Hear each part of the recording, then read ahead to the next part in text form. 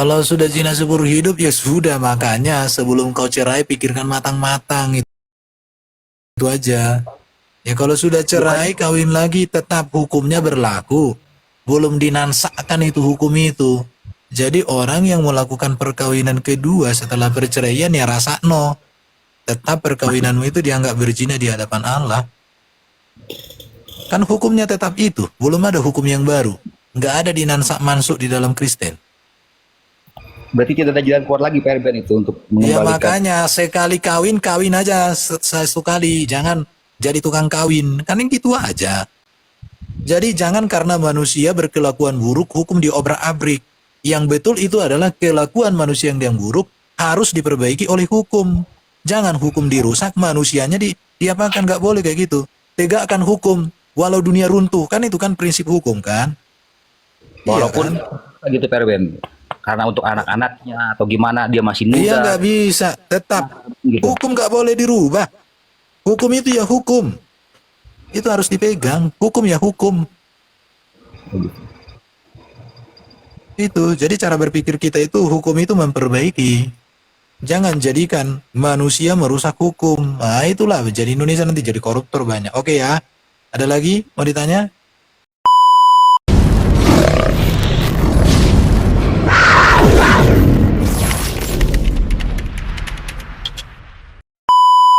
Hazar, Koser. ya Koser. Fazer, Ini ya halal. Fazer, ya, ya. Because in the future, ini bro, itu kan ada ini tools di atas itu kanan, atas kanan itu bisa translate dari situ dari webnya, itu bisa loh. Coba kita coba. Dari web Coba browser ya, bisa. coba. Jadi walaupun di situ dituliskan enggak, apa, ini walaupun Rainbow. menurut Yes, hukum in the future God will return, karena di masa depan Tuhan akan mengembalikan apa itu lagi? Tuhan akan mengembalikan will return low kosher itu Israel, mengembalikan low kosher yang tidak halal itu ke Israel. Nah, ini penting nih.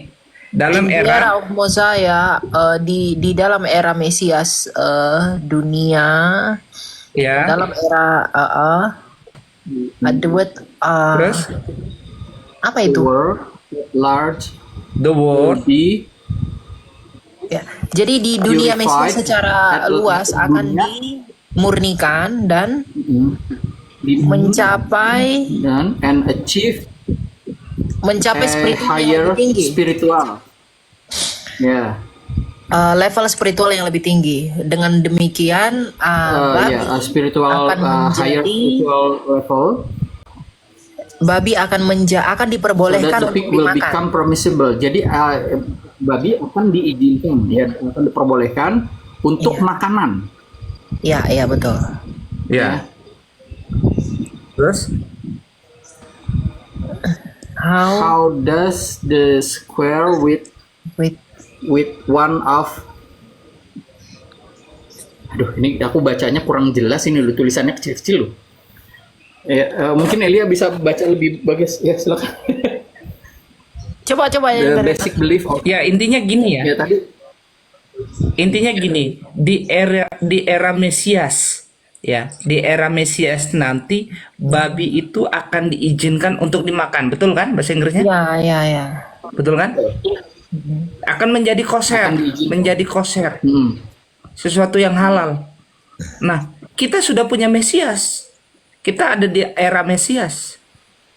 Jadi kita yang mempercayai Yesus sebagai Mesias tentu udah diizinkan, sedangkan mereka 30 Mesias yang diajukan semua gagal dan mereka masih menantikan Mesias yang sesungguhnya.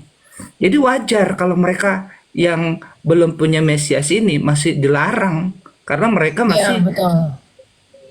masih ada dalam hukuman. Ada dalam hukuman. Gitu.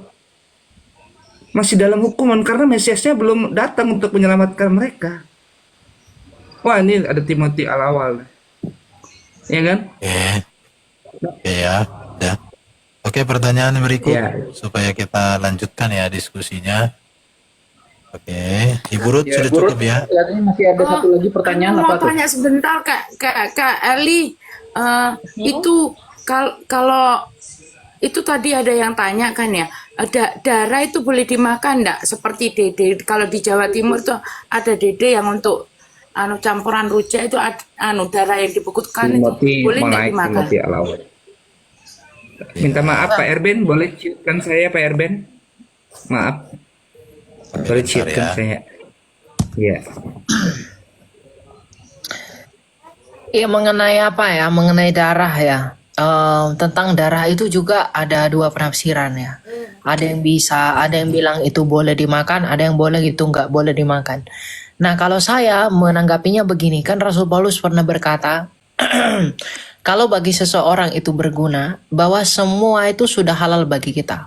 Bukan semua halal bagi kita, tetapi tidak semuanya berguna. Jadi kalau bagi orang tertentu itu berguna bagi dia, dia boleh makan itu. Tapi kalau itu tidak berguna bagi dia, jangan dia makan itu. Tapi Rasul Paulus juga berkata begini.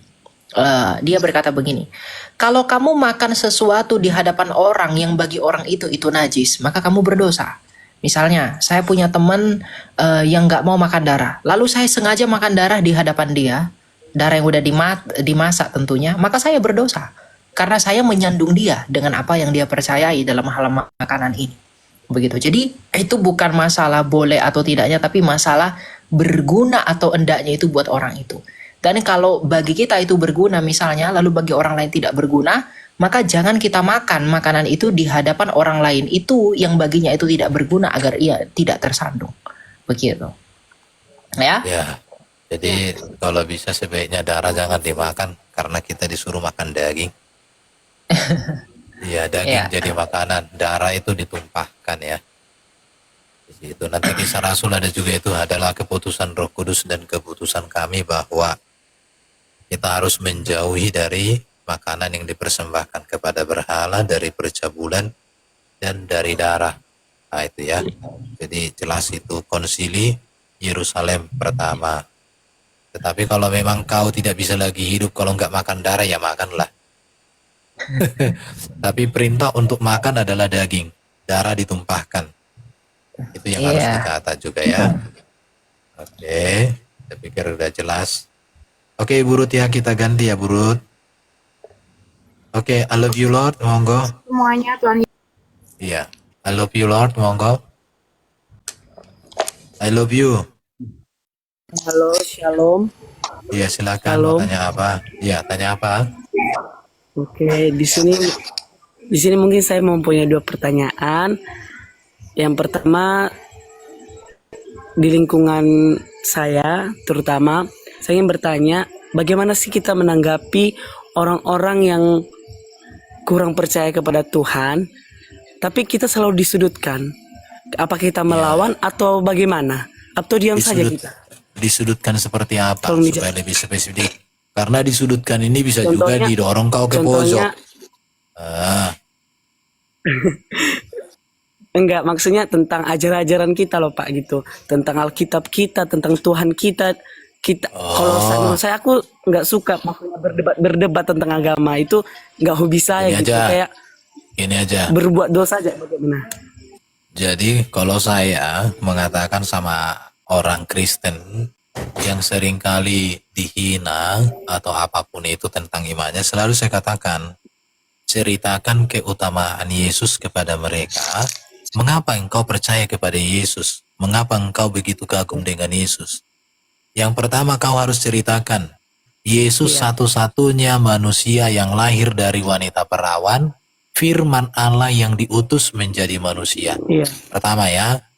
Yang kedua, kau harus menceritakan bahwa Yesus itu satu-satunya yang tidak berdosa. Gitu ya. Bahkan dia berkuasa mengampuni dosa. Yang ketiga, Yesus itu berkuasa di dalam ajarannya. Di mana ajaran Yesus itu tentang etika dan moral, tentang siapa Allah, siapa surga dan semuanya dijelaskan oleh Yesus. Dan ajaran Yesus itu semua etika dan moralnya itu standar surga. Kalau dunia ini melakukan, mempraktekkan apa yang diajarkan Yesus, dunia ini akan merasa seperti surga. Yang kedua, Yesus itu berkuasa dengan mengadakan banyak mujizat. Bagaimana mujizatnya? Buta melihat, tuli mendengar, bisu berbicara, lumpuh berjalan, yang mati dibangkitkan, badai dihentikan, yang kerasukan setan diusir, dan lain sebagainya. Kau harus ceritakan itu. Yang berikut, Yesus itu berkuasa menebus manusia dari kutuk dosa melalui kematian. Ada miliaran manusia yang sudah mati dalam catatan sejarah, tetapi hanya satu kematian yang kematiannya berkuasa menebus manusia dari kutuk dosa.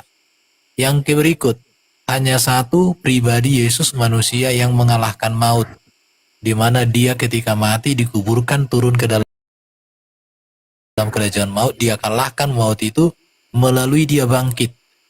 Kemudian Yesus itu dimuliakan, sempurna, dan naik ke surga. Dan di surga, Yesus menyediakan tempat untuk setiap orang yang percaya kepadanya. Dan Yesus akan datang di akhir zaman menjadi Raja segala raja, Hakim yang adil. Sekarang yang harus kau tegaskan, jadi saya bangga menjadi Kristen karena saya ikut Yesus yang tidak berdosa. Saya bangga menjadi Kristen karena saya ikut Yesus yang sudah di surga, bukan ikut manusia yang di alam kubur, apalagi masih didoakan supaya masuk surga. Saya ikut Yesus yang menjadi hakim di akhir zaman, bukan mengikuti nabi yang akan terdakwa di akhir zaman. Saya ikut Yesus yang membangkitkan orang mati, tidak mengikuti manusia yang mati nggak bangkit-bangkit kayak Bang Toib. Bang Toib, mati tak bangkit-bangkit. Bang Toib, oh mati tak bangkit-bangkit. Yesus itu punya ajaran etika dan moral sempurna, maka saya tinggalkan nabi yang amoral. Bahkan kalau dia tinggal di Indonesia, dijamin masuk penjara. Nah itu ya, itu aja kau ceritakan. Pertanyaannya, adakah pribadi yang seperti Yesus? Tidak ada. Berarti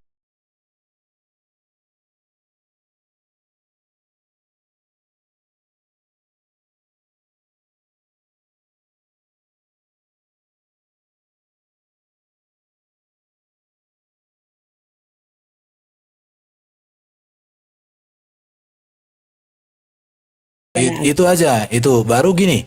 Kalau masalah Alkitab, katakan Alkitab kami itu ditulis oleh Musa dan ditulis oleh para rasul Yesus, dan kitab kami itu sudah ada sejak 1500 sebelum Masehi sampai dengan tahun 100 Masehi. Sudah lengkap ditulis. Yang kemudian dikanon di tahun 300-an ya. Tapi ditulis sudah lengkap tahun 100-an semua. Jadi kami mengikuti Alkitab itu karena ajaran etika dan moralnya lengkap begitu ya. Kami tidak mengikuti kitab yang enggak historis. Kalau Yesus kan Alkitab kita kan historis. Sejalan dengan sejarah, sejalan dengan arkeologi, sejalan dengan ini dan itu ya. Jadi kalau historis selamat tinggal, nah itu. Jadi kalau dibilang kitabmu dipalsukan, enggak, gigimu yang palsu, bilang aja. Iya Pak, gini Pak. Oke. Saya kasih tambahan, ini Bapak baca di dalam 1 Petrus, ya, ini dari suratnya Rasul Petrus, ya, 1 Petrus pasal 3 ayat 15, ya, di situ dikatakan gini, tetapi kuduskanlah Kristus dalam hatimu sebagai Tuhan, dan siap sedialah pada segala waktu untuk memberikan pertanggungan jawab kepada tiap-tiap orang yang minta pertanggungan jawab dari kamu tentang pengharapan yang ada padamu. Tetapi haruslah dengan lemah lembut dan hormat seperti Pak Erben, ya. Gitu aja. Ya, jadi kalau disudutkan, yang penting tetap kuduskan Kristus dalam hatimu. Biar gimana pun, Kristus adalah Tuhan bagi kita. Kalau buat kamu bukan Tuhan, terserah kamu. Ya, kita nggak ngurusin. Tetapi kalau tentang pengharapan imanmu, kenapa kamu percaya kepada Yesus? Pengharapan apa yang ada pada Yesus? Nah, keselamatan, ya, kasih karunia itu kamu harus bisa menjelaskan. Nah, disitulah ini sebetulnya ayat ini adalah ayat dasar kita berapologet. Ya, namanya pertanggungan jawab itu dalam teks aslinya adalah apologia, yang artinya kita memberikan pertanggungan jawab. Nah, inilah para apologet memberikan pertanggungan jawab tentang imannya. Ya, gitu loh Pak. Lanjut. Oke ya, sudah cukup ya. I love you Lord ya. Oke, terima kasih. Silakan Desmond sekarang, Oke. Tapu Bulun. Terima kasih. Desmond, monggo. Ya, salam semua. Ya, silakan. Mau tanya, ini Yusuf suami Maria itu kan waktu Yesus disalib dia tidak ada, itu meninggal apa bagaimana ini ceritanya Yusuf ini? Terima kasih. Tidak ada datanya di Alkitab, Pak, kapan Yusuf meninggal ya. Jadi saya tidak bisa jawab kalau ditanya Alkitab. Tapi kalau ditanya sejarah bisa kita bahas ya.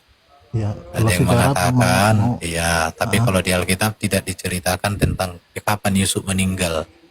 Karena memang penulisan Alkitab itu kan kristosentris, berpusat kepada Kristus.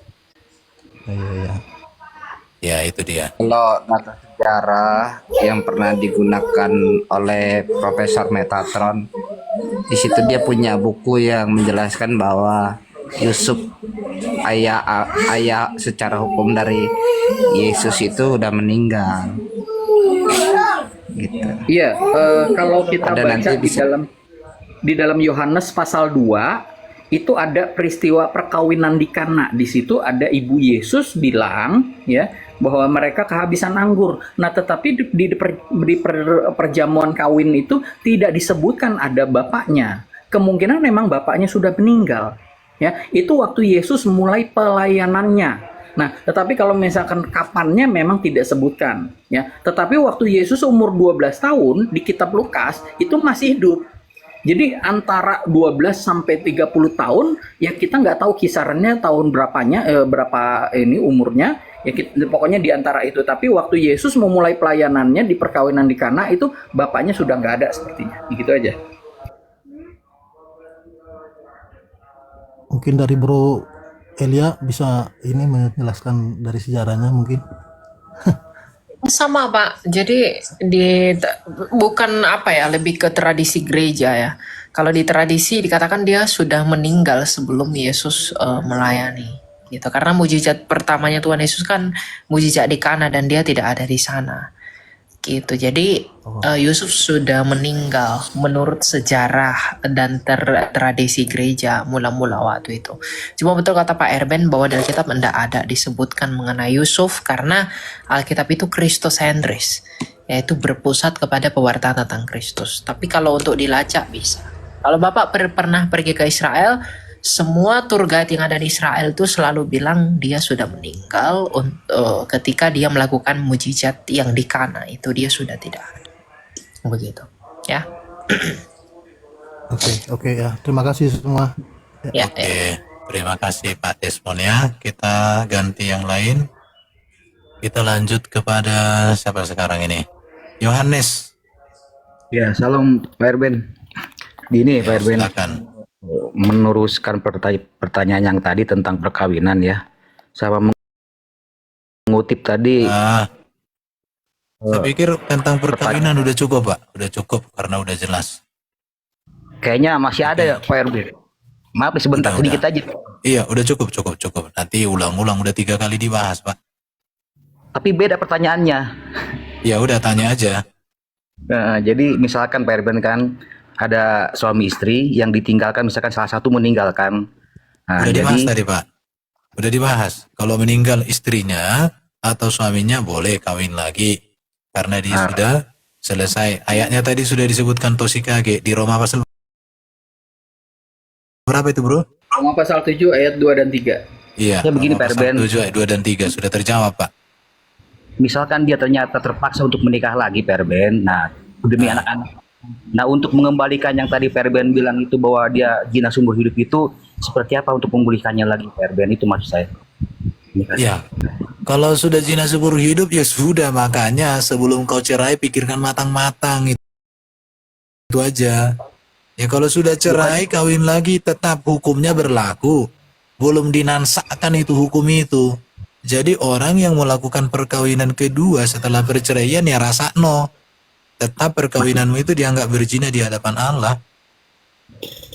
Kan hukumnya tetap itu, belum ada hukum yang baru. Nggak ada dinansak mansuk di dalam Kristen. Berarti tidak ada jalan keluar lagi Pak Erben itu untuk Ya mengembalikan. makanya sekali kawin aja satu kali, jangan jadi tukang kawin. Kan yang gitu aja.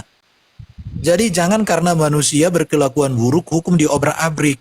Yang betul itu adalah kelakuan manusia yang buruk harus diperbaiki oleh hukum.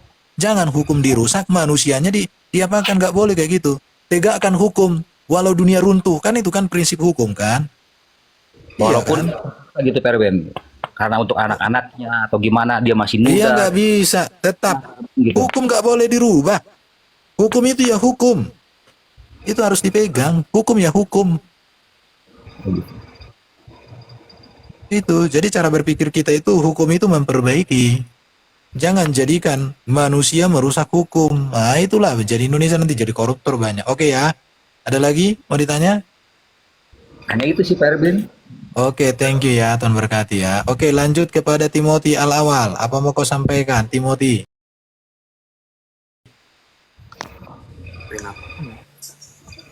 Lanjut aja dulu, nggak apa-apa. Aku nyimak.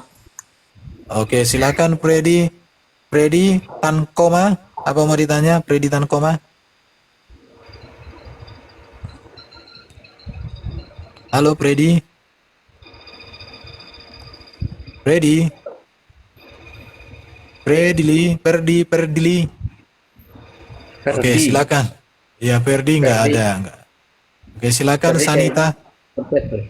Sanita Pangumpi ya, monggo. Halo, Shalom. Ya, salam. Oke, silakan.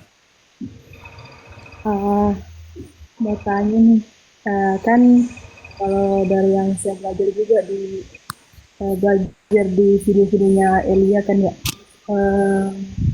Suaranya agak besar, Bu. Bapak kan, Agak lebih dekat ke mic-nya. oke, Bapak kan nggak kelihatan ya, kita nggak bisa lihat Bapak itu.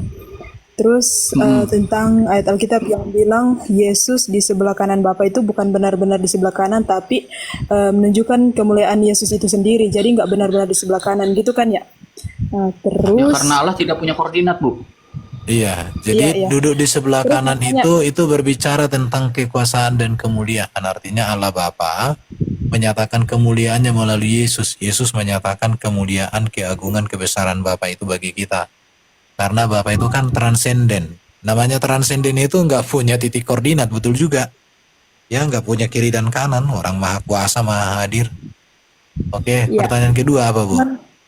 Pertanyaannya itu tentang waktu Stefanus yang mau dilempari batu itu kan dia melihat ke atas gitu, terus lihatnya Yesus di Dia sebelah melihat kanan. kemuliaan Allah. Dia melihat kemuliaan Allah dan Yesus Kristus duduk di sebelah kanan Allah. Ya. Jadi itu di dalam Kisah Para Rasul pasal 7 ayat 55 dan 56 ya. Kisah Para Rasul pasal 7, 55 dan 56. Tetapi Stefanus yang penuh dengan Roh Kudus menatap ke langit, lalu melihat kemuliaan Allah dan Yesus berdiri di sebelah kanan Allah. Ya, lalu katanya, sungguh aku melihat langit terbuka dan anak manusia berdiri di sebelah kanan Allah. Maksudnya Yesus itu sebagai pemerintah. Di situ dia memerintah, ya. Dia memiliki kuasa itu, dia yang dipercaya, ya. Sama seperti ya itu tangan kanan, ya, kepercayaan, kuasa, otoritas itu maksudnya itu aja sih. Terus Allah yang dilihat itu kemuliaannya gitu, bukan benar-benar Allah berdiri terus Yesus di sampingnya begitu. Iya, itu kan di ayatnya di situ disebutkan Stefanus melihat kemuliaan Allah gitu ya. Karena di dalam 1 Timotius pasal 6 ayat 16, Allah itu tidak ada seorang, ntar saya bukain ayatnya biar saya nggak salah bacanya. 1 Timotius 6 ayat 16 mengatakan, dialah satu-satunya yang tidak takluk kepada maut, bersemayam dalam terang yang tak terhampiri, seorang pun tidak pernah melihat dia, dan memang manusia tidak dapat melihat dia. Baginya lah hormat dan kuasa yang kekal. Amin. Ya. Iya. Oke. Oke, Ibu, do it ya. Udah jelas ya. Oke. Boleh pertanyaan kedua nggak, Bang? Iya, ketiga, silakan. Oh ya, ketiga.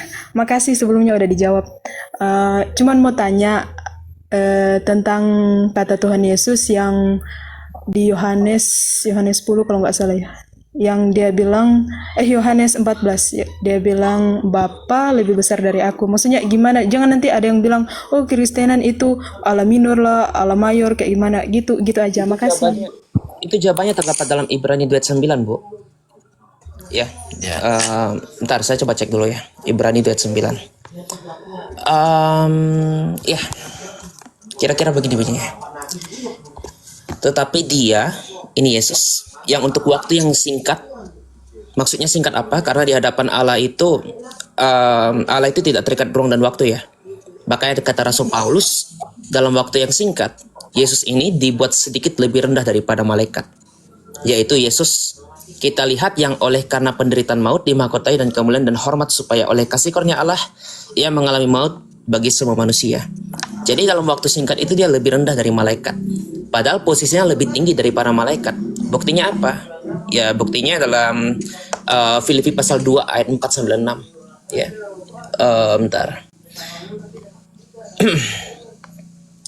Nih, yang walaupun dalam rupa Allah tidak menganggap kesetaraan dengan Allah itu sebagai milik yang harus dipertahankan, melainkan telah mengosongkan dirinya dan mengambil rupa seorang hamba dan menjadi sama dan manusia. Jadi ketika Paulus mengatakan bahwa ia lebih rendah dari malaikat, itu posisinya sama dengan ayat 7 ini dalam Filipi pasal 2 ayat 7. Jadi ketika Yesus mengatakan Bapa lebih besar daripada aku, Ibu harus tahu ketika Yesus pernah mengatakan bahwa barang siapa yang merendahkan diri akan ditinggikan, barang siapa yang meninggikan diri akan direndahkan.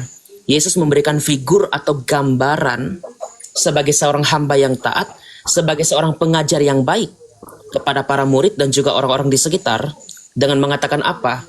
Jika engkau ingin ditinggikan, kau merendahkan dirimu dulu. Maksudnya engkau menyangkal dirimu sendiri. Tapi Kristus di sini memberikan contoh yang lebih baik lagi, karena dia adalah Allah yang sehakikat dan Allah sendiri.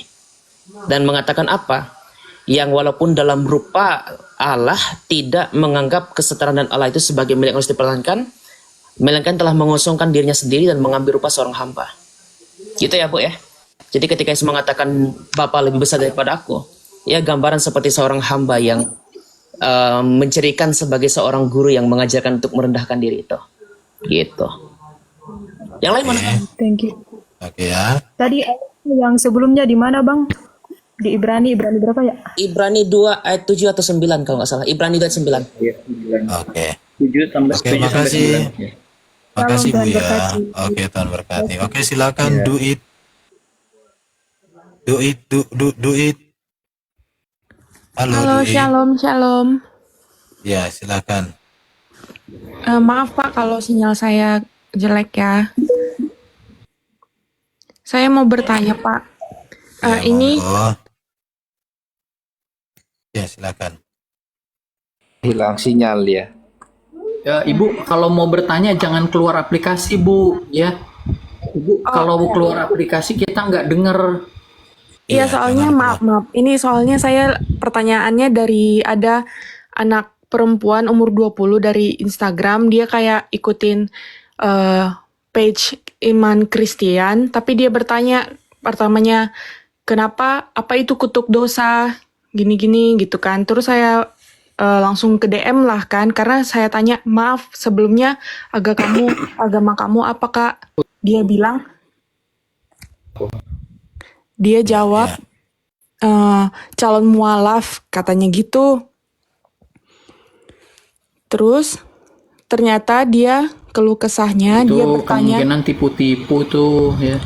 enggak. Biasa yang gitu. Gini aja, Bu.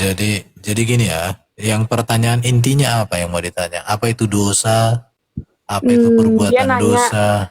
kalau kita hidup di zaman Tuhan Yesus, apakah kita harus membantu tentara Roma untuk menyalibkan Yesus? Kalau iya, Itu udah itu berarti Tuhan Yesus itu sangat rendah, atau kita harus menyembunyikan Yesus Oke. agar dia selamat. Begitu Pak. Pak Erben, izin menjawab. Ya, silakan Ranjang. Jawablah Ya. Ranjang. Oke, saya jawab. Nah, makanya kita jangan berandai-andai. Kita sudah tahu bahwa Yesus akan menang. Dia bangkit menunjukkan kemenangan. Gak usah berandai lagi, pusing mau bantuin orang. Yang justru kalau seandainya kita kembali ke zaman dulu, yang kita harus selamatkan itu adalah Maria Kiptia. supaya rumah tangga ini supaya Supaya rumah tidak tangga ini diganggu tidak sama terjadi kakek-kakek. kerusakan. Iya, kita harus selamatkan Maria Kiptia. Kalau enggak rumah tangga ini terjadi perpecahan. Kita selamatkan agar Hafsah tidak diceraikan. Selamatkan Aisyah. Bayangkan. Selamatkan Aisyah. Iya. Lebih baik kita selamatkan Maria Kiptia. Di atas ranjang berdarah inilah dia dilihat oleh Hafsah itu sendiri. Maaf sebelumnya karena dia udah nanya ke gereja, tapi bapak gerejanya bilang Ya, itu bisikan setan. Aduh, sinyal Kayak mungkin dia kecewa sama jawaban-jawaban orang kok. Jadi makanya Jawabannya gini aneh ya. gitu. Bentar. Jadi Ya, kan itu sebenarnya sebentar, Pak RT. menghalangi penyaliban itu kan sudah dilakukan oleh Petrus. Tapi apa yang dikatakan oleh Yesus, menyala iblis, engkau tidak mengetahui apa yang menjadi kehendak Allah. Itu kan udah dijelaskan. Jadi artinya Di ya kalau dalam- kita di ada dalam- di zaman itu, kita mungkin berupaya sama seperti Petrus. Tetapi kan Yesus akan melarang kita. Kenapa? Karena Yesus hendak menyatakan kasihnya di dalam salib itu. Melalui darahnya yang tercurah kita ditebus. Melalui kematiannya kita dimerdekakan dari kematian. Melalui kebangkitannya kita dimerdekakan dari maut. Dan melalui kemuliaannya kita dijamin hidup yang kekal. Itu yang dikerjakan oleh Yesus di atas salib itu. Iya Pak ya. Kita mungkin Ya, akan ini bertindak yang- sama seperti Petrus ya. Silakan. Bisa saja. Timothy. Ya, tambahan gini Kak, kalau mereka menanyakan bagaimana kondisi kita ketika kita hidup pada zaman Yesus, Kakak tawarkan aja Matius 26 ayat 53. Pada waktu itu para rasul sempat ingin membela Yesus. Apa kata Tuhan Yesus Kristus? Atau kau sangka bahwa aku tidak dapat berseru kepada Bapakku supaya ia segera mengirim lebih dari 12 pasukan malaikat membantu aku? Matius 26 ayat 53. 54 lagi di sini dikatakan, jika begitu, ini ya seperti yang terlihat di sini. Jika begitu, bagaimanakah akan digenapi yang tertulis dalam kitab suci yang mengatakan bahwa harus terjadi demikian? Seandainya kita ingin membela Yesus pada masa itu, Yesus saja menolak loh. Iya. Kenapa Yesus menolak? Karena tujuannya adalah penyaliban itu untuk menyelamatkan kita. Kalau kita sejaman dengan Yesus ya, buktinya aja itu ketika Petrus sempat membela Yesus dengan memotong telinganya Malkus, Anak buahnya kepala. Iya. Dan Yesus mengatakan apa? Sarungkan pedangmu, karena barang siapa yang hidup dengan pedang akan mati dengan pedang. Nah, jadi kakak tawarkan aja Matius 26 ayat 53 itu. Itu sangat efektif.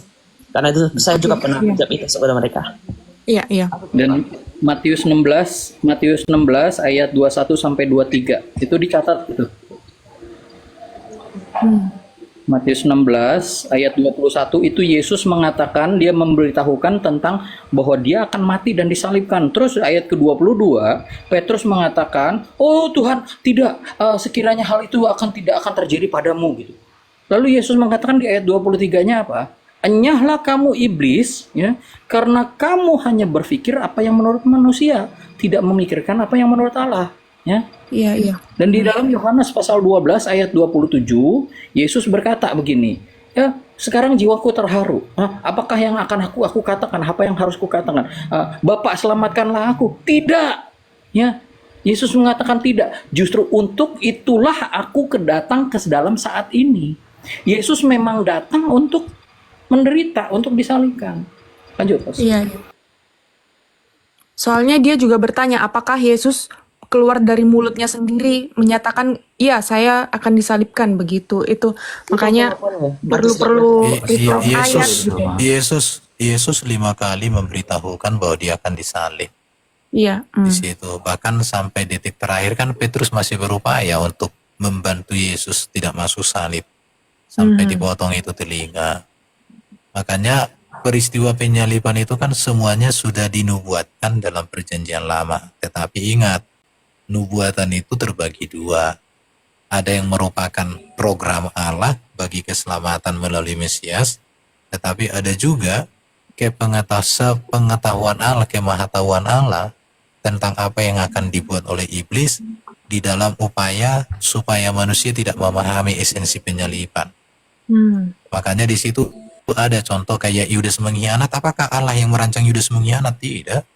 itu karya iblis. Tetapi pengkhianatan Yudas apakah sudah dinubuatkan? Sudah. Makanya nubuatan itu artinya Allah memberitahukan peristiwa yang akan terjadi karena Allah sudah tahu, tetapi bukan Allah merancang. Karena iblis itu memang sudah diusir dari surga, tetapi iblis itu belum dibinasakan. Kuasanya belum dibinasakan. Di situ. Jadi penjelasannya panjang. Nanti kalau mau coba nonton video di Erben Channel. Erben Channel itu ada di situ judul video posisi Yudas dalam penyaliban. Itu saya coba bahas di sana ya. Jadi Erben Channel namanya. Iya, Pak. channelnya. Pak Erben minta sedikit lagi narasi, Pak Erben. Oke. Setelah mendengarkan penjelasan-penjelasan yang baik, lebih baik mesin waktunya kembali ke abad 7 agar Baginda tidak jadi disihir oleh seorang Yahudi. Itu lebih baik daripada ngurusin Yesus yang kita udah tahu endingnya, happy ending, dia bangkit menyelamatkan manusia. Kalau dari perspektif kita sekarang, jadi pergunakan mesin waktu itu dengan baik supaya punya mereka tidak jadi disihir. Kalaupun itu benar ada, kalau fiktif ya mubajar juga sih mesin waktunya. Mikir. Shalom Pak Erben. Oke ya. Bisa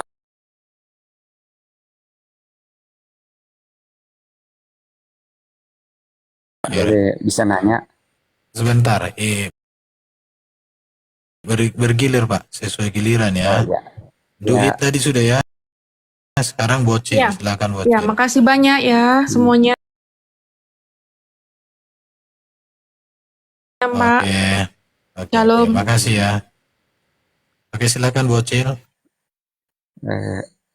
Pak Erben, bagaimana mengartikan tentang ayat 2 Petrus 2 ayat 4 itu? Apa itu? 2 Petrus 2 ayat 4. Iya, apa itu? Saya tidak hafal. Ya paling tidak kau sudah tahu lah apa yang mau kau tanya. Itu makanya saya bilang, apa itu? Artinya dirimu harus tahu apa yang ditanya. 2 Petrus 2 ayat 4. Sebab jikalau Allah tidak menyayangkan malaikat-malaikat yang berbuat dosa, tetapi melemparkan mereka ke dalam neraka, dan dengan demikian menyerahkan ke dalam gua-gua yang gelap untuk menyimpan mereka sampai hari penghakiman. Jadi memang iblis sudah dilemparkan dari surga, dimasukkan ke dalam gua-gua yang gelap. Oke, ada lagi. Poin itu yang saya baru cari tahu, Bang. Iya, udah dijelaskan kan, terus apa lagi? Ya. Itu saja. Oke. Wahyu dari lubang gelap itu pasti dari setan. Kenapa? Karena dikatakan gua-gua gelap, tempat iblis setan dilemparkan. Kuluk-kuluk. Oke, thank you Wocil ya. Silakan Lena Sinaga, mau tanya apa Lena? Atau ada mau menambahkan kawan-kawan? Silakan ya. Selamat malam. Ya, selamat malam. Mau tanya apa ini? Shalom. Oke, shalom. Ini ada yang saya tanya. Iya. Kalau manusia meninggal, apakah begitu dia mati? Ya, kalau manusia meninggal, apakah langsung rohnya diangkat Tuhan atau di bumi dulu selama beberapa hari? Terima kasih. Oke, siapa mau jawab? Elia, dari tadi dirimu belum bersuara. Ayo salotak. Ya, kemana orang setelah meninggal? Apa yang terjadi? Kalau kita melihat kisah orang kaya dan Lazarus di dalam Lukas yang ke-16 ya. Setelah orang meninggal, ketika jiwanya, rohnya berpisah dengan tubuhnya, maka kalau dia orang percaya, rohnya itu akan dituntun oleh malaikat. Malaikat akan menuntun roh orang ini menuju Firdaus, ya. Nah, Firdaus itu adalah tempat penantian di mana roh-roh orang percaya dikumpulkan di sana sebelum datangnya Mesias yang kedua kalinya pada hari pengadilan. Nah, kalau dia tidak percaya, maka dia akan pergi ke alam maut. Dosa-dosanya akan menyeret dia ke alam maut. Jadi, apakah dia berkeliaran di bumi? Tidak. Dia tetap ketika dia mati, rohnya akan dipimpin, dituntun oleh malaikat menuju Firdaus, yaitu pangkuan Abraham. Kalau dia tidak orang percaya, dosa-dosanya akan menyeret dia ke alam maut. Begitu. Makanya kita itu semua menginginkan sebagai orang percaya ya, semua orang itu percaya kepada Yesus karena apa? Karena hanya kuasa Yesus yang bisa menolong kita untuk bisa dibawa ke Firdaus. Gitu. Jadi bukan yang lain-lain. Oke, jadi orang mati yang percaya Yesus ke Firdaus, menantikan hari kebangkitan masuk surga. Orang fasik masuk ke dunia orang maut atau abisos. Di sana dia mengalami penderitaan, nanti menantikan dilempar ke neraka. Jadi sekarang mau pilih mana? Mau ke Firdaus dibangkitkan masuk surga, atau ke abisos dilempar nanti ke neraka? Ya. Oke. Oke, Udah Pak terima Lena kasih. Sinaga. Oke, terima kasih. Udah Pak. Silakan Baginda. Baginda. Selamat malam semuanya. Iya, selamat malam. Ya, aku mau menanyakan nih Pak, saya ada mungkin agak kesusahan untuk memahami dari konsep dari Tritunggal ini. Kenapa? Mungkin saya juga sudah bertanya dari yang lain bahwasanya ada yang mengakui konsep Tritunggal ini, ada juga yang tidak dalam kekristenannya gitu ya. Saya bingung bagaimana sih memahami dari konsep dari Tritunggal ini. Apakah haruskah kita memegang konsep dari Tritunggal ini, atau kita cuma hanya mempercayai satu hal saja gitu loh? Bagaimana tanggapannya? Oke ya. Siapa mau menjelaskan ini? Ya, izin ya Pak Erwin ya. Ya, oke, silakan dulu. Kalau dikatakan harus percaya Tritunggal, harus. Apakah ada eksplisit dalam Alkitab? Enggak semua selalu harus ada eksplisit dalam Alkitab. Ini saya download dulu nggak sih? Di mute dulu Pak, supaya enak. Ya, jadi terkait dan mereka yang menuntut harus tekstual di dalam Alkitab. Jadi kalau mereka menuntut hal seperti itu, ya kita juga akan mempertanyakan hal yang sama. Bagaimana dengan kata pendeta dalam Alkitab? Nggak ada. Apakah berarti karena nggak ada harus dipaksakan gitu? Harus dianggap, oh itu tidak sesuai dengan Alkitab. Jadi kita nggak usah pakai kata pendeta. Ya kan nggak seperti itu logikanya. Jadi ada ayat yang sifatnya eksplisit dan ada sifat ayat yang sifatnya implisit. Dan kalau kita lihat di dalam Alkitab, nafas Tritunggal itu sangat jelas sekali. Ya kalau kita cek dalam ini ya, dalam Alkitab sendiri. Mazmur 33 ayat 9. Oleh firman Tuhan langit dijadikan oleh nafas segala bala tentranya. Ada firman, ada rohnya. Kejadian 1 ayat 1 sampai 3 dikatakan ada roh Allah yang melayang-layang. Lalu berfirmanlah Allah, jadilah terang, maka terang itu jadi. Dan menurut Santo Agustinus dalam bukunya The Convention, dan ini juga pernah kita diskusikan ya Mas Ilya juga ya dulu ya. Ternyata Agustinus mengatakan, aku mencari Tritunggal dari semua kitab-kitab dalam Alkitab itu sendiri. Dan aku menemukan pada mulanya Allah menciptakan langit dan bumi, ada roh Allah melayang-layang, dan berfirmanlah Allah. Dan ternyata itu Tritunggal yang kucari-cari.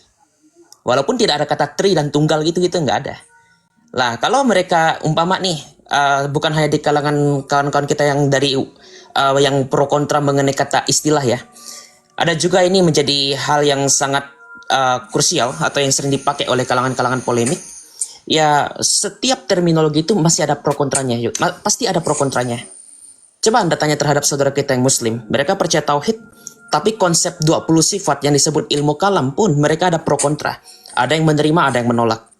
Begitu juga dengan konsep-konsep yang lain seperti saudara kita yang agama Buddha. Ada yang percaya trikarya, ada yang tidak percaya trikarya. Contohnya Buddha Mahayana dan Hinayana. Nah, begitu juga dengan iman kekristenan pasti ada pro dan kontranya. Tapi yang kontra sudah jelas bidat. Kenapa dikatakan bidat? Karena mereka mengembangkan konsep yang baru lagi dan munculnya itu sebenarnya bukan baru-baru amat gitu loh. Munculnya bukan baru-baru amat. Tapi mereka mengambil ajaran yang dibuang di sampah lalu dipakai kembali seolah didaur ulang. Ya, seperti siapa? Yohanes Pentakostalism.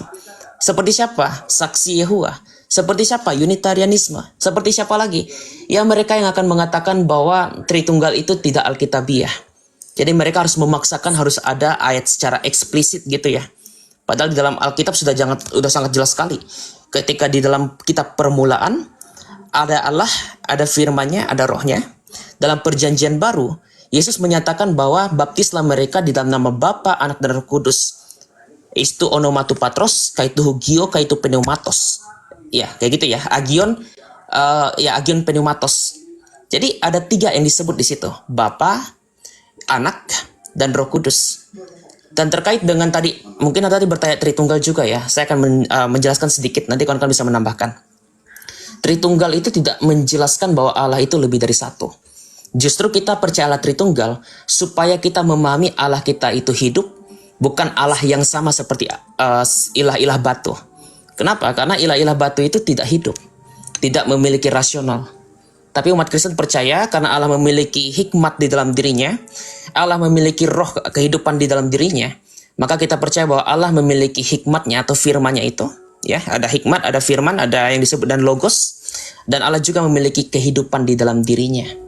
Bahkan dalam Kisah Rasul pasal 5 ya, Anda bisa cek ketika Ananias dan Safira itu mereka tidak mau menjual harta bendanya untuk dipakai dalam jemaat mula-mula. Petrus mengatakan apa? Engkau menghujat Roh Kudus ketika kepada Ananias, tapi ketika kepada Safira, kalian berdua telah menghujat Allah. Roh Kudus dikaitkan dengan Allah di sini. Nah, lalu kita lihat juga di dalam Alkitab sendiri dalam 2 Korintus, di mana 1 Korintus atau 2 Korintus ya kawan-kawan, nanti kawan-kawan bisa koreksi di situ. Dikatakan bahwa sama seperti manusia yang dimana rohnya dia mengetahui melalui rohnya, begitu juga dan Allah mengetahui dengan rohnya. Nah, dalam Alkitab pun juga di dalam dalam Amsal 8 ayat 30. Dan ini juga menentang oneness ya. Di dalam Amsal 8 ayat 30 dikatakan bahwa aku, yaitu hikmat Allah, aku sebagai hikmat Allah itu layaknya seperti anak di hadapannya.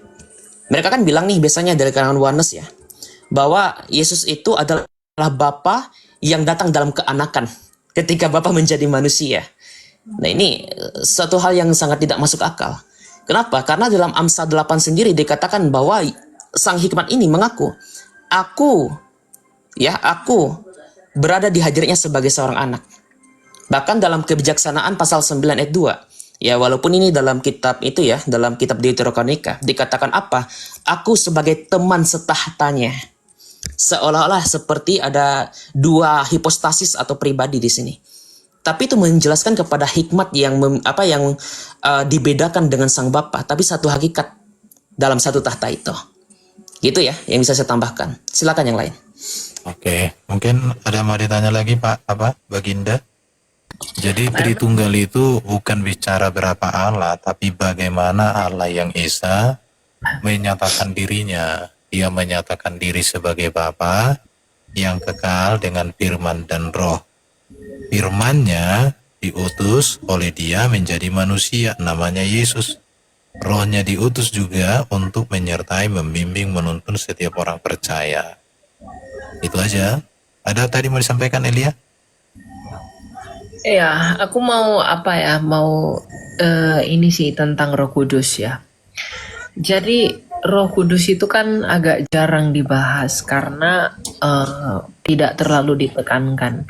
Tapi mengenai Roh Kudus, teman-teman, mengapa ini yang berisik ini siapa sih? Mute dulu dong. Baginda nih, mute dulu mute. Iya, maaf. Mengenai Roh Kudus ya. Kalau kita belajar Alkitab, kita akan melihat sesuatu yang mengagumkan tentang Roh Kudus. Yang pertama begini, Bapa mengutus Yesus yang adalah firman-Nya ke dunia ini. Lalu ketika Tuhan Yesus telah menyelesaikan pekerjaannya, maka Dia mengirim Allos Parakletos yang setara dengan Dia, yang akan melanjutkan pekerjaannya, yaitu Roh Kudus. Ya. Nah, ketika Roh Kudus ini datang ke dunia yang disebut sebagai Roh Penolong dan Penghibur, Tuhan Yesus berkata, kalau Roh Kudus itu datang, Ia tidak akan berbicara tentang dirinya sendiri, tapi Ia akan memuliakan Aku. Lagi pula kan dikatakan demikian begini. Tak seorang pun yang dapat datang kepada aku kalau ia tidak ditarik oleh Bapakku. Dan tidak seorang pun yang dapat mengerti tentang siapa Yesus kalau ia tidak menerima karunia yang daripada Roh Kudus untuk mau rendah hati menerimanya. Jadi kita bisa mengerti siapa Yesus itu bukan karena kemampuan kita. Tapi kita bisa mengerti siapa Yesus itu karena anugerah dari Roh Kudus. Tetapi masalah kita menerima atau tidaknya itu tergantung kita. Tetapi mengerti atau tidaknya kita mengenai siapa Yesus itu adalah anugerah dari Roh Kudus. Kenapa Roh Kudus yang memberi pengertian kepada kita tentang Yesus? Karena Roh Kudus inilah yang menyelami siapa Allah. Dalam 1 Korintus 2 ayat 11 dikatakan bahwa tak yang mengetahui apa yang ada di dalam diri Allah itu hanyalah Roh Allah. Sama seperti manusia, yang tahu siapa saya adalah roh saya. Maka yang tahu siapa Allah itu hanyalah Roh Allah. Maka untuk bisa mengerti mengenai Yesus yang adalah firman Allah, untuk bisa mengerti siapa Bapa yang dinyatakan oleh Yesus, untuk bisa mengerti kebagaimanaan Allah Tritunggal itu, Bapa mengasihi anak di dalam Roh Kudus dan anak mengasihi Bapa dalam Roh Kudus, itu hanya bisa kita mengerti melalui Roh Kudus dan oleh karena anugerah dari Roh Kudus. Nah, jadi tidak ada orang sebenarnya dapat mengaku bahwa Yesus adalah Tuhan. Tidak ada orang dapat mengaku bahwa Yesus adalah Allah kalau bukan dari Roh Allah. Karena Roh Allah lah yang memampukan kita untuk mengatakan sesuatu yang tidak kita lihat itu. Dan Roh Allah pula lah yang memberikan kesaksian kepada kita mengenai keajaiban dan kebesaran karya Kristus. Karena Roh Allah itu sendiri telah menyelidikinya sejak permulaan kekekalan di dalam diri Allah yang esa itu. Jadi sebenarnya kita bisa mampu percaya, kita bisa mampu mengerti, kita bisa mampu hidup dan setia di dalam Kristus. Itu berkat penolong yang dijanjikan Tuhan kita itu, yaitu Roh Kudus. Jadi kalau kita memang merasa bahwa di dalam hidup banyak pergumulan, banyak masalah dan lain sebagainya, kita harus meminta pertolongan dari Roh Allah itu.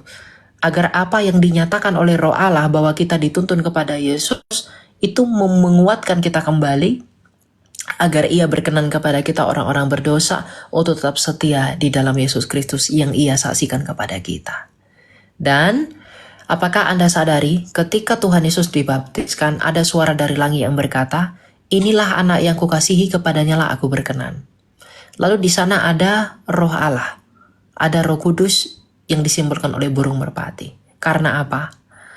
Karena sejak kekal Bapa mengasihi, mencurahkan kasihnya kepada Yesus itu oleh Roh Kudus. Dan Yesus mencurahkan kembali kasih yang sama itu kepada Bapa oleh Roh Kudus. Jadi Roh Kudus inilah yang menghantarkan kasih dari Bapa kepada anaknya, dari anaknya kepada Bapa. Makanya disebut perikoresis yang kekal kalau dalam bahasa teologisnya. Maka kita pun kalau kita mau mengasihi, kalau kita mau mencintai orang lain, maka mengapa ada orang dikatakan orang-orang yang membawa damai akan disebut anak-anak Allah? Karena orang-orang yang saling mengasihi, yang saling mencintai adalah orang-orang yang di dalamnya ada Roh Allah yang menghasilkan buah-buah roh. Makanya tidak heran buah-buah roh itu apa? Kasih. Karena Roh Kudus sejak semula di dalam Allah itu adalah penghantar dari kasih itu. Maka buah roh adalah kasih. Maka kasih itu sukacita, kasih itu lemah lembut, kasih itu begini, dan lain sebagainya. Jadi itu kekayaan iman kita. Jadi kalau kita lemah apa segala macam, kita meminta pertolongan dari Roh Allah agar dia kembali mengingatkan dan menguatkan kita untuk tetap setia kepada apa yang dia nyatakan bagi kita dan tetap setia kepada apa yang dia saksikan bagi kita, yaitu iman kepada Kristus Yesus. Begitu. Ya, thank you. Oke, Iya, sudah terima jelas ya Baginda ya. Iya, terima Jadi kasih. kalau ada gereja nggak percaya Tritunggal, ya, atau menolak bahwa Bapa mengutus Firman menjadi manusia, apalagi kalau mengatakan Yesus Bapa itu sendiri, udah tinggalkan aja itu, bukan Kristen, itu ajaran bidat itu ya. Ya seperti Mikana itu kan mengatakan Yesus Allah Bapa mati, Allah Bapa disalib, itu bukan Kristen.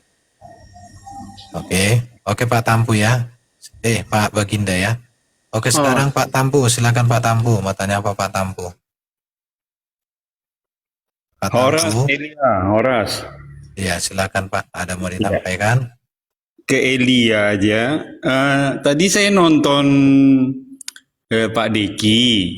Kaget juga itu mengomentari Elia ya. Ada, tapi saya lihat cuplikan sebentar aja. Elia mengatakan roh-roh orang mati itu berada di udara melayang-layang lah. Katanya untuk orang jahat itu menunggu masa penantian. Tapi itu dikomentari Pak Deki ya sebenarnya nggak seperti itu. Tapi saya emang karena nggak nonton sepenuhnya, mungkin Elia bisa kasih komen tentang statement itu. Di podcast sepertinya itu Elia ngasih pendapat itu. Di podcast saya lihat sekilas. Bisa dikomentari? Ya kan Pak Deke kan dari latar belakang teologi reform ya.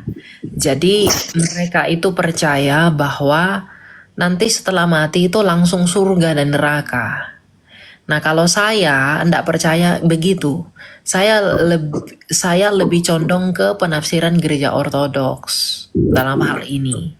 Jadi sebenarnya saya tidak memusingkan itu karena itu pandangan denominasinya Pak Deki Ngadas atau Verbum Veritatis. Dan saya tidak pusingkan.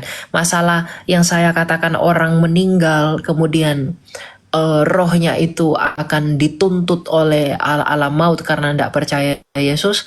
Lalu itu kan ditafsirkan berbeda oleh orang-orang reform dan yang lain sebagainya dalam teologi Katolik juga. Kalau Katolik malah percaya harus ke api penyucian dan lain sebagainya. Saya tidak masalahkan itu. Jadi apa tanggapan saya terhadap tanggapan Pak Deki Ngadas dalam hal ini Verbum Veritatis?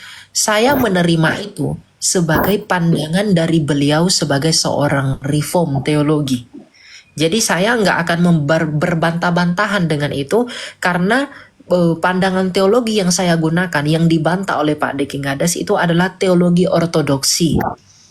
Jadi itu hanya perbedaan paham antar denominasi aja, begitu. Beda halnya dengan Pak Budia Sali. Pak Budia Sali kemarin mengkritik saya tentang penjelasan predestinasi saya yang salah. Dan setelah saya tinjau kembali, saya memang salah menjelaskan predestinasi itu. Makanya saya telepon Pak Budia Sali, saya minta materi, lalu Pak Budi bilang, ya saya mengkritik kamu di YouTube saya itu bukan karena saya nggak sayang kamu, tapi untuk meluruskan apa yang salah kamu jabarkan. Dan saya memang salah menjabarkan waktu itu tentang predestinasi dan reprobasi. Jadi saya belajar lagi dari materinya Pak Budi gitu. Jadi kalau masalah perbedaan pandang denominasi pada hal yang bukan primer, saya tidak masalahkan itu.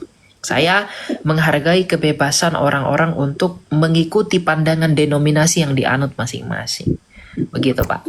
Ya. Masukan juga sebelum Pak Deki, Pak Weli juga mereview. Pak siapa? Solang. Weli, kayaknya ketua Agape Istiti Agape ya. Weli Panden Solang juga mereview komentar Elia sama-sama. Tentang Tartarus juga ya? Iya.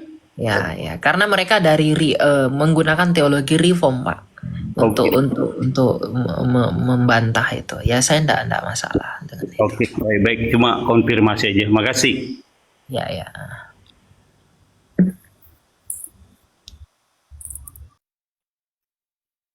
Oke, ada lagi Pak Tampu mau ditanya lagi? Oke, itu aja, turunkan aja nanti. Udah ngantuk saya lihat itu siapa Elia. Oke, silakan Josias Parinusa. Iya, Silakan. shalom. Ya, silakan. Mau tanya apa, Pak? Shalom. Iya, shalom. Iya, saya tidak mau bertanya. Saya hanya pesan saja untuk adik rohani kita, Saudara Elia Miron. Saya cuma mau pesan saja, kalau sedang berdebat dengan orang-orang mayoritas di negara kita ini, jangan pernah terpancing untuk mengutip kitab-kitab suci mereka, sekalipun kita bisa menjelaskan atau memperbandingkan. Kadang memang sebagai anak muda bisa saja terpancing untuk memperbandingkan. Karena ingat, Tuhan Yesus bilang kita harus cerdik supaya kita tidak kena pasal di negara ini. Elia Miron bagus, saya dukung. Selama kutip ayat firman Tuhan dari Alkitab. Kalau mereka mau memperdebatkan ayat Alkitab, silakan Saudara Elia Miron menjelaskan dengan imannya sendiri. Tapi jangan pernah terpancing ketika mereka ingin membuat Elia Miron mengutip ayat-ayat kitab suci dari mereka. Hati-hati saja, saya cuma mau pesan itu saja untuk Saudara Elia Miron, supaya berhikmatlah di negara ini. Kita tahu mayoritasnya toh begitu. Jadi satu ayat saja bisa bumerang untuk kita sendiri. Tetapi kalau untuk Alkitab, silahkan mau pertahankan, mau apapun yang mereka ini, jangan pernah terpancing. Itu saja. Terima kasih. Tuhan Yesus memberkati. Oke, terima kasih Pak Josias untuk supportnya ya. Doakan kita apologet ini supaya tetap ada pada jalur. Tujuan kita adalah memberitakan kebenaran, dan dengan kebenaran diberitakan, maka kebenaran itulah yang akan menarik jiwa-jiwa kepada keselamatan ya. Oke, terima kasih Pak Josias, Tuhan berkati ya. Oke, silakan lanjut Igrit. Mau tanya apa Igrit? Ingrid? Ya, shalom. Ya, shalom. Jadi mau bertanya tentang perjanjian lama sama Kak Elia. Apakah perjanjian lama kalau kita menghubungkan dengan kehidupan sehari-hari, kayak misalkan kayak mau sharing gitu, mau berkhotbah, karena kan setahu saya kalau kita kan sekarang pernah saya dengar katanya sekarang yang kita katanya perjanjian baru. Itu aja sih, soalnya bingung.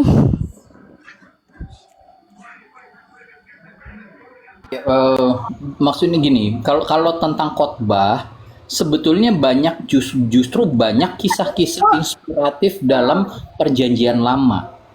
Tetapi jangan salah ya, maksudnya kita tidak menolak perjanjian lama.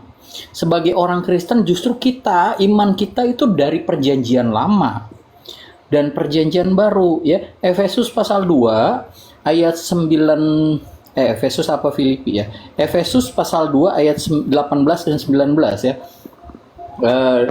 Ayat 19 ya, 19 dan 20. Demikianlah kamu bukan lagi orang asing dan pendatang, melainkan kawan sewarga dari orang-orang kudus dan anggota-anggota keluarga Allah yang dibangun di atas dasar para rasul dan para nabi, dengan Kristus sebagai batu penjuru. Ya, jadi begini, kitab perjanjian lama itu adalah kitab nubuatan.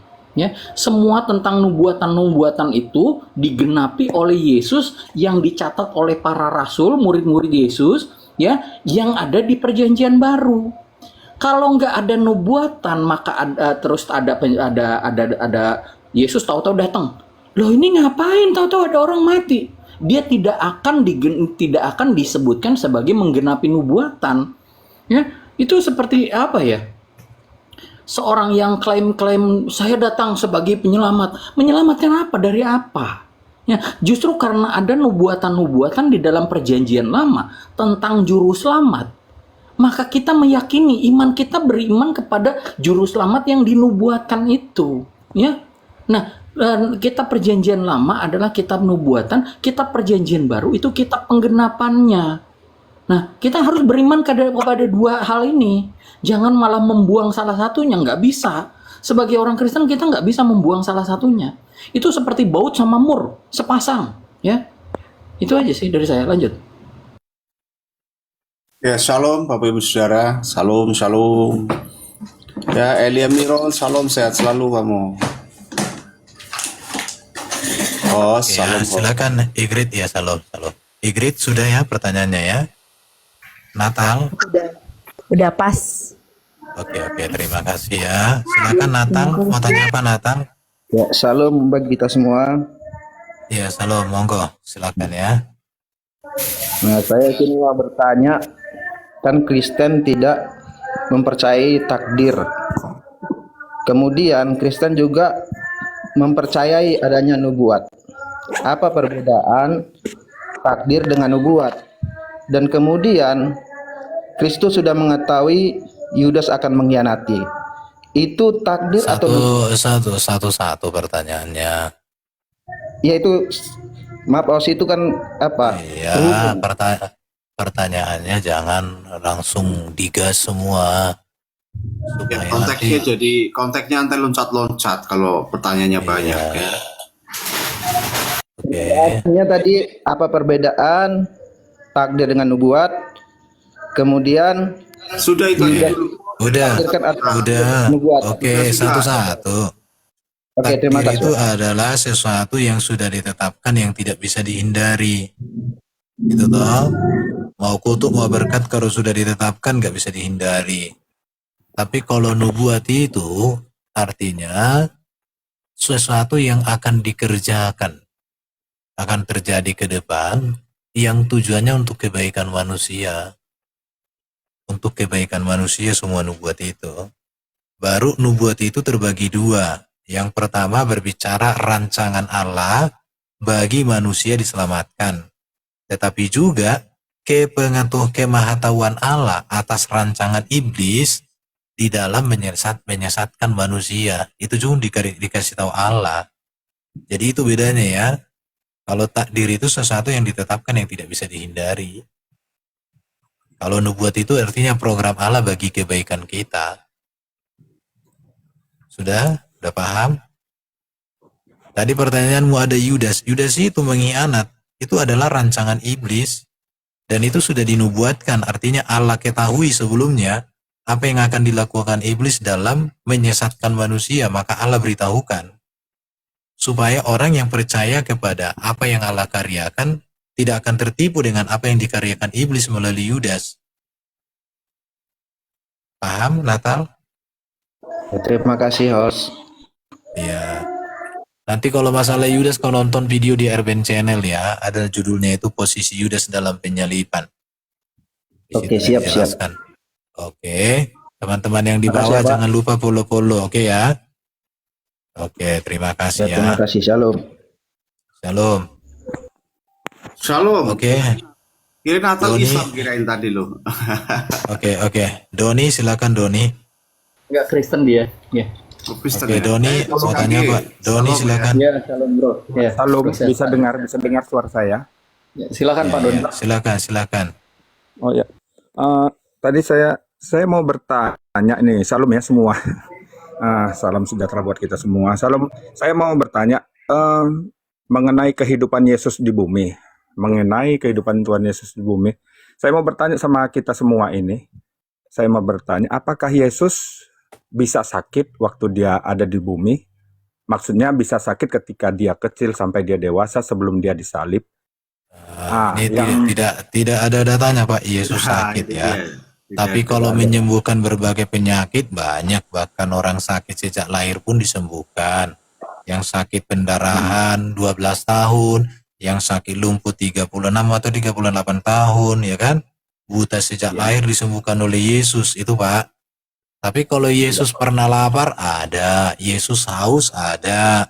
Yesus juga merasa sedih, pernah ada. Yesus waktu disalib itu juga dikatakan menanggung penderitaan. Tapi kalau sakit seperti pilek, batuk, nggak tahu, nggak ada data Pak ya. Nantilah kalau Bapak masuk surga, Yesus waktu dulu kau hadir di bumi sebagai manusia, pernah nggak kau pilek?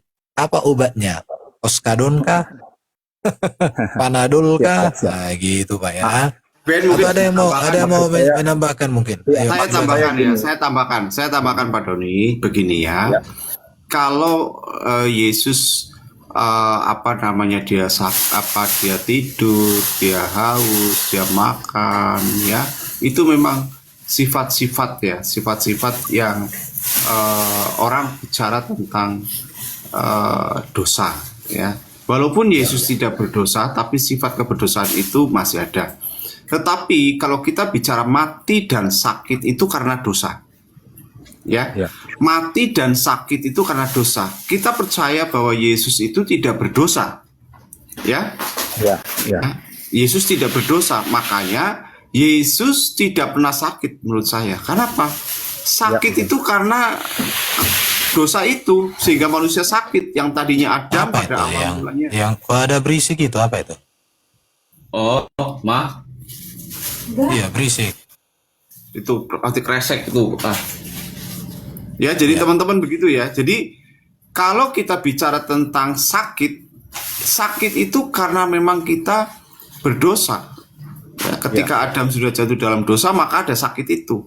Yesus dijelaskan Yesus tidak berdosa, maka Yesus dipastikan tidak berdosa. Demikian. Ya, benar.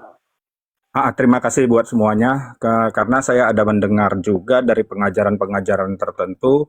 Saya juga pernah dengar dari pendeta yang terkenal juga, dia bilang sebagai manusia, Yesus juga pernah mempunyai hasrat lawan jenis. Itu dengan itu gimana ya? Oh, itu ngaco, itu awak, itu aduh. Itu siapa pendetanya itu yang ngomong itu? Iya, saya tahu itu pendeta siapa. Tahun lalu ya, 2023. Bahkan dia pernah mengatakan apa? Dia pernah mengatakan seperti dalam khotbahnya. Waktu itu dia menjadi manusia ya, bukan Tuhan. Nah, saya kurang tahu itu namanya siapa. Cuma dia juga pernah mengatakan seperti ini. Pernah nggak sih Bapak Ibu berpikir ketika Yesus pada waktu itu sempat melirik wanita dan mengatakan, Petrus, itu kayaknya wanita itu cantik gitu ya. Pernah nggak gitu? Nah, ternyata apa? Ini hanya berdasarkan asumsi. Karena apa? Dia gimana Pak? Itu kan perbuatan zina. Yesus nggak mungkin berzina karena Yesus tidak berdosa. Betul. Matius pasal 5 ayat 27 dan 28. Ya, 28. Ada yang menarik gini kawan-kawan. Ada yang menarik begini. Kalau kawan-kawan baca dalam bukunya Alexander Misel, aku nggak perlu buka ya, karena itu juga pernah aku bedah kajiannya. Alexander Misel pernah menyinggung terkait dengan asumsi bahwa Yesus itu pernah memiliki hasrat. Kenapa? Begini, dalam Ibrani pasal 4 ayat 15 dikatakan bahwa dalam kasus tertentu ia sama seperti kita, menanggung penderitaan kita. Cuma satu yang tidak ada pada dirinya, yaitu dosa. Tapi kalau kita cek dalam Matius 19, Yesus memberikan gambaran ini kepada para murid. Nih, Matius 19 ayat 12 yang dianggap Olson dan Misel itu sebenarnya menggambarkan atau mempresentasikan diri Kristus. Ada orang yang tidak dapat kawin karena ia memang lahir demikian dari rahim ibunya. Dan ada orang yang dijadikan demikian oleh orang lain, berarti ini orang dikebiri ya. Tapi ada juga orang yang membuat dirinya demikian karena kemauannya sendiri oleh karena kerajaan sorga. Siapa yang dapat mengerti, hendaklah ia mengerti. Penafsiran Olson dan Misel, dia pernah mengutip seorang scholar ya, saya lupa namanya. Kawan-kawan cari aja bukunya itu, The Da Vinci Hoax.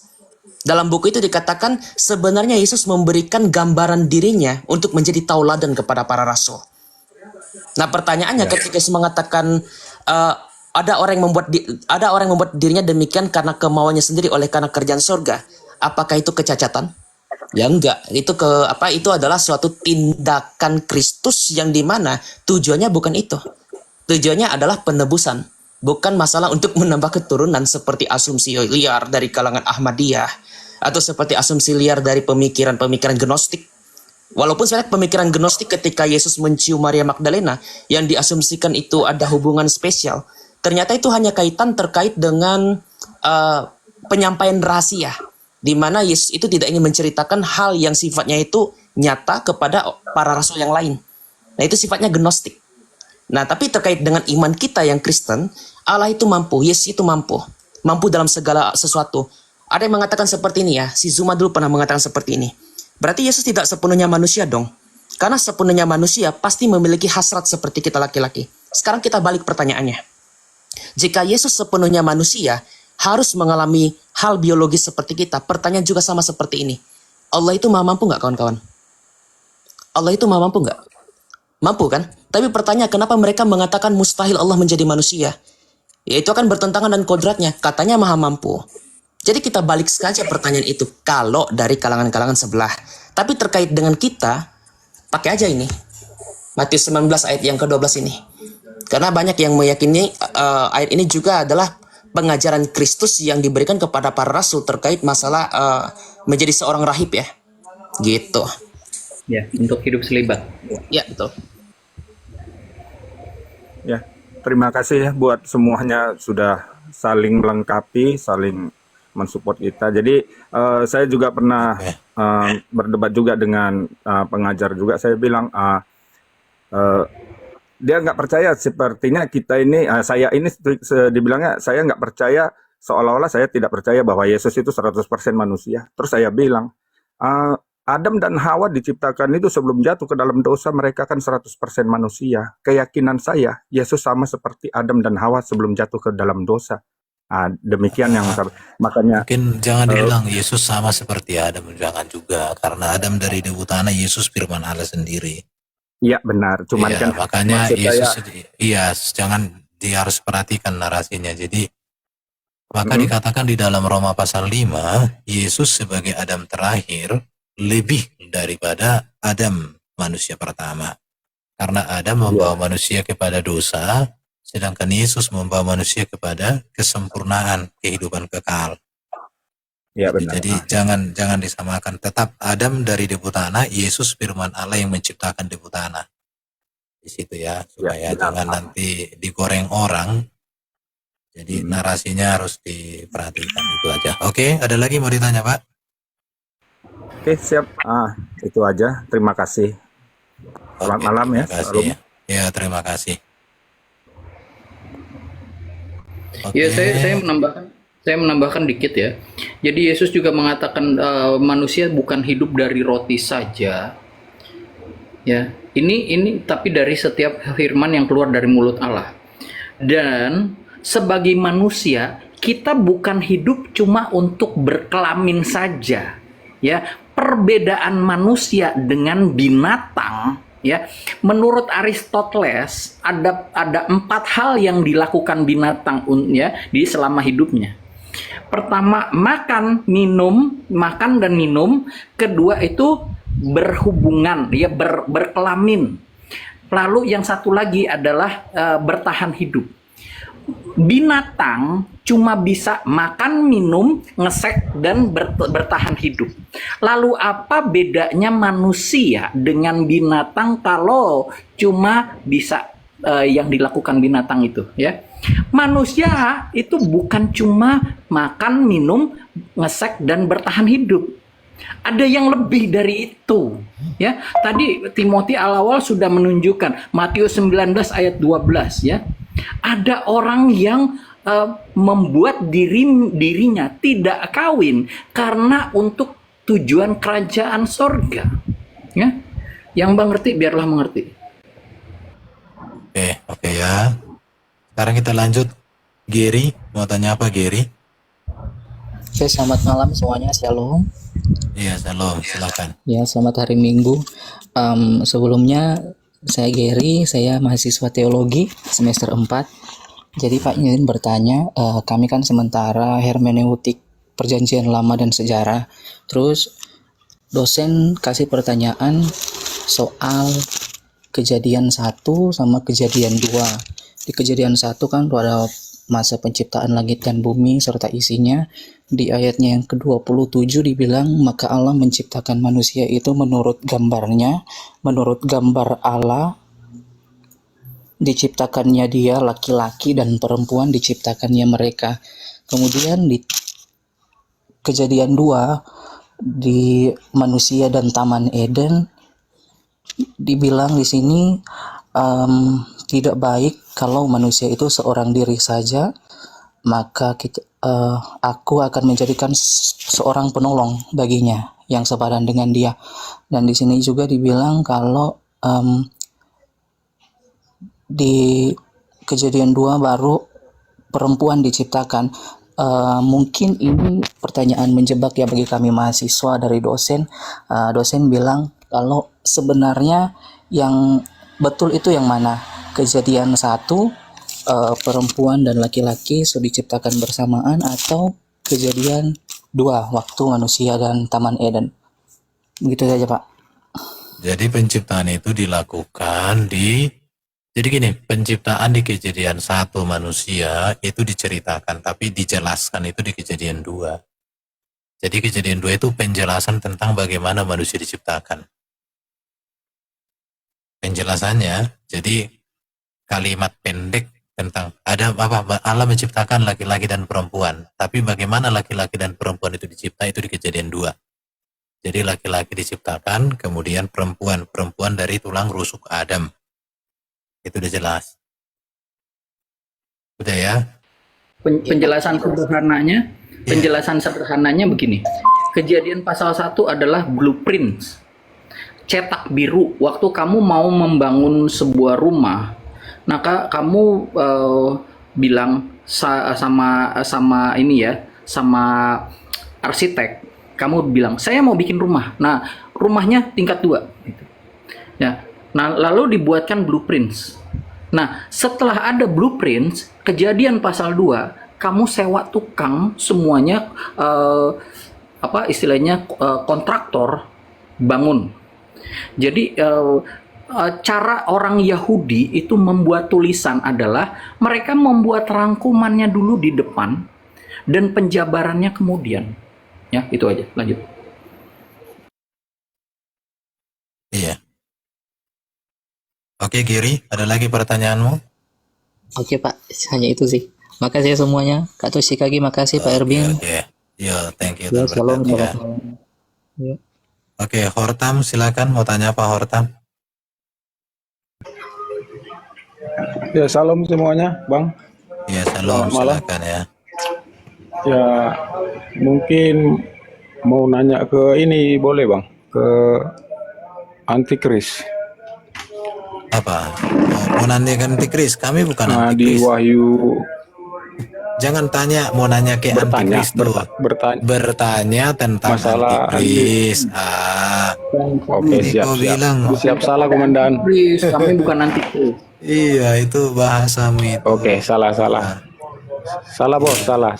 Oke, salah, dimaafkan. Oke, di Wahyu 13, Bang.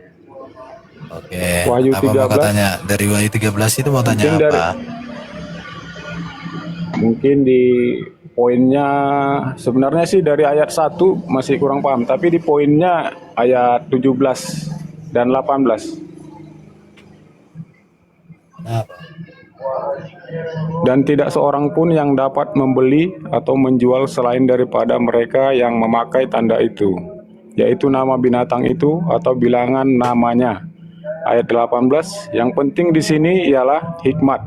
Barang siapa yang bijaksana, baiklah ia menghitung bilangan binatang itu, karena bilangan itu adalah bilangan seorang manusia, dan bilangannya ialah 666. Demikian, Bang. Oke. Ya, jadi itu berbicarakan keadaan yang terjadi di akhir zaman tentang goncangan ekonomi ya. Jadi salah satu alat yang digunakan oleh Antikris untuk membuat manusia itu tidak kuat iman kepada Yesus ya ekonomi. Salah satulah berkaitan dengan itu, berkaitan dengan sulitnya ekonomi, bahkan menggunakan ekonomi sebagai alat untuk memurtadkan manusia dari kebenaran Tuhan. Itu Pak ya. Atau ada yang lain mau nambahkan silakan ya. Ya, jadi di gini Pak, kalau kita bicara tentang 666, Sulaiman ya menerima upeti dari raja-raja ya berbentuk emas itu juga nilainya 666 ya. 666 apa ya itu ya, aku buka dulu tuh ya. Itu memang bicara tentang Mammon ya. Jadi 66 itu bicara tentang Mammon, bicara tentang keuangan ya, karena angka itu sudah terjadi ya di Raja Sulaiman menerima upeti ya, sebentar nih ya, upeti Salomo ya, upeti Salomo ya, sebentar ayatnya saya ini ya. Nih dia ya. Oke. Itu bahasa Inggris ya. Bahasa Indonesianya mana? Coba ayat. Sebentar. Jadi berat emas yang diterima Salomo setiap tahun adalah 606 talenta. Negeri-negeri itu membayar upeti dan menjadi wilayah kekuasaan Salomo. Itu. Itu di ayat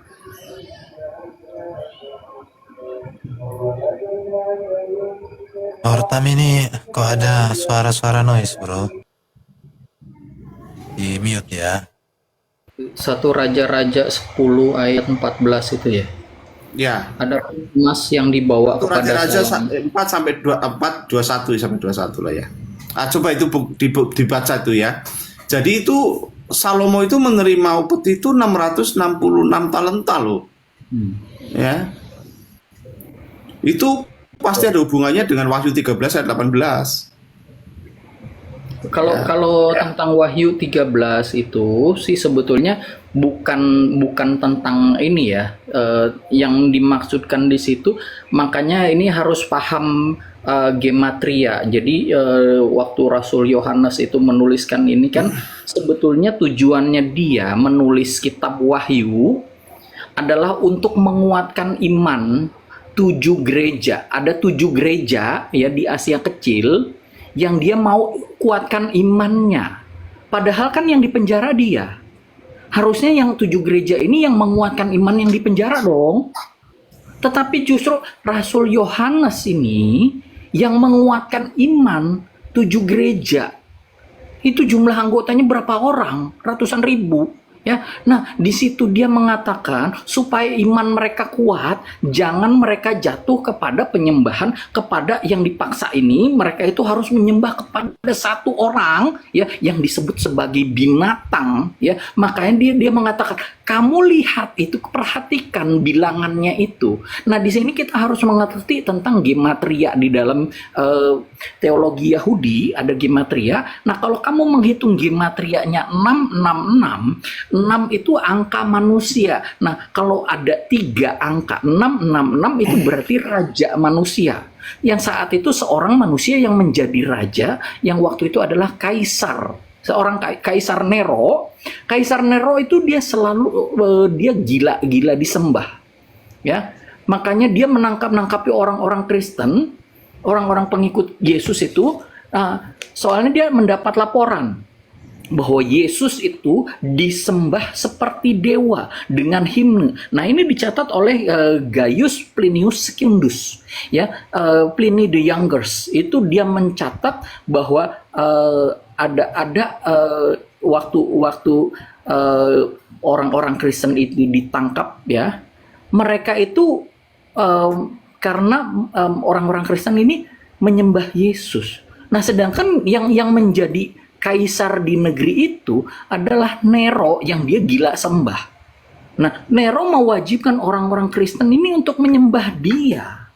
Nah, itulah yang dimaksudkan 666 bilangan itu, ya. Nah, sedangkan waktu orang Kristen itu disuruh menyembah Nero, mereka nggak mau. Makanya mereka dihadapkan kepada singa-singa lapar di Kolosium. Ya, Kolosium itu kita masih bisa lihat itu bangunan yang separuh masih ada, ya. Nah, itu mereka dihadapkan kepada singa-singa lapar, ya, di situ. Nah, itu yang nantinya akan disebut dengan peristiwa sirkus. Sirkus pada zaman dulu itu manusia dihadapkan kepada singa lapar. Bukannya singanya udah kenyang terus dia lompat-lompat di api gitu, enggak ya. Ya, tetapi orang-orang Kristen dihadapkan kepada singa-singa lapar, dan waktu mereka itu tubuhnya dicabik-cabik sama singa-singa lapar itu, mereka memuji Tuhan, memuji Yesus dengan himna-himna pujian, ya. Nah ini yang dimaksudkan ini tentang antikristus itu, antikris itu. Nah kita harus paham maksudnya. Rasul Yohanes menuliskan ini ada 3 gaya bahasa, ya, di dalam kitab Wahyu. Pertama ada gaya bahasa simbolisme, simbol-simbol. Nah itu yang tadi seorang yang disebut binatang ini maksudnya apa? Binatang. Kalau orang Yahudi menganggap orang yang di luar Yahudi, di luar Israel itu sebagai anjing, ya. Nah, tapi kalau angka 666 ini yang menjadi raja itu, ya. Itu maksudnya simbolismenya. Terus ada gaya bahasa yang kedua adalah historical. Ini berhubungan dengan waktu bangsa Jenderal Titus itu diperintahkan. Lebih singkat lagi, bro. Ya, dikit lagi. Jadi Jenderal Titus diperintahkan untuk menghancurkan kota Yerusalem oleh Kaisar Nero itu. Jadi ada latar belakang sejarahnya, latar belakang sejarah kota Yerusalem, kehancuran Yerusalem. Ya, itu ada maknanya di situ. Nah, ada lagi makna yang ketiga, gaya bahasa yang ketiga adalah apokaliptik, nubuatan tentang akhir zaman yang ini ada dua. Ada makna ganda, ada nubuatan yang sudah terjadi dan yang masih akan digenapi. Gitu aja. Lanjut.